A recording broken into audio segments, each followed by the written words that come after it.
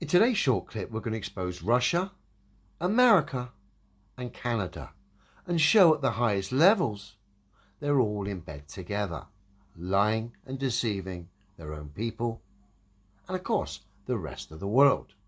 We're going back in time for this one, Expedition 34, where Canadian and American astronauts supposedly travelled to the International Space Station on Russian Soyuz rockets. The problem is, as we're about to see, the Canadian legend known as Chris Hadfield is going to expose all of this. Not difficult, admittedly, but all of it for even the dullest of the dull to see here, as he bends over, exposing his harness. We know space is ridiculous, nothing but a pantomime performance to get naive people to believe in things that are scientifically impossible, i.e., the globe. We know that, it's obvious.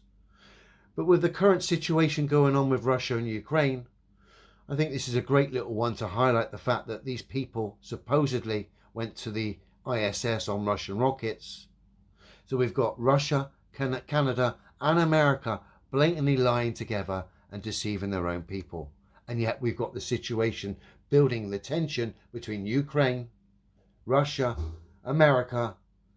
I think it's time to actually start holding these people accountable for their actions, and the best way of doing that is the globe and space. Space is a daft performance to get, like I said, naive people to believe in absurdities like the globe, which of course is scientifically impossible. This mission Expedition 34 is littered with symbolism and all the usual tosh we got from these clowns, but let's have a look at the footage anyway. Bear with me. Okay, we're only interested in Canadian astronaut Chris Hadfield. Chris is on the right in the red t-shirt. And as we're about to see, he's going to bend over. And when he bends over, Chris is going to expose two of the harness attachment points on his back for us all to see. In fact, it's so obvious you can see the tension coming through his t-shirt, where the attachment points are showing the fact that Chris's weight is being taken by a harness. I'll play the clip in normal speed and then we'll slow it down. So let's have a quick look. That's what inspired me, that particular book. After that, I read lots and lots more that just inspired me further, but that was really the one that set it all off. Oops. Great answer. Why don't we take another question from YouTube? We have a couple. As blatant as you like. Let me come back, slow it down. I mean, look, it's obvious there, just that where I brought it back. You've got the tension in Chris Hadfield's t-shirt. You wouldn't have that tension in a weightless environment. It would be just floating and flapping about. But clearly that's the attachment points for the harness. Hence you've got tension there, taking Chris's weight. Just come back a smidge more.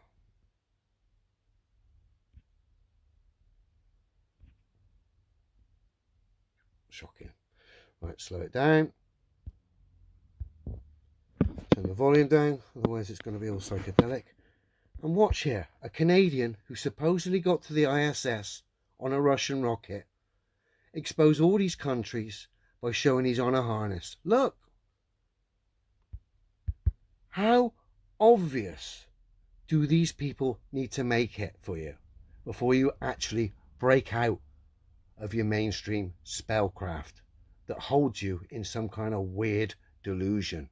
One where you're actually supporting tyranny through your own ignorance and delusions.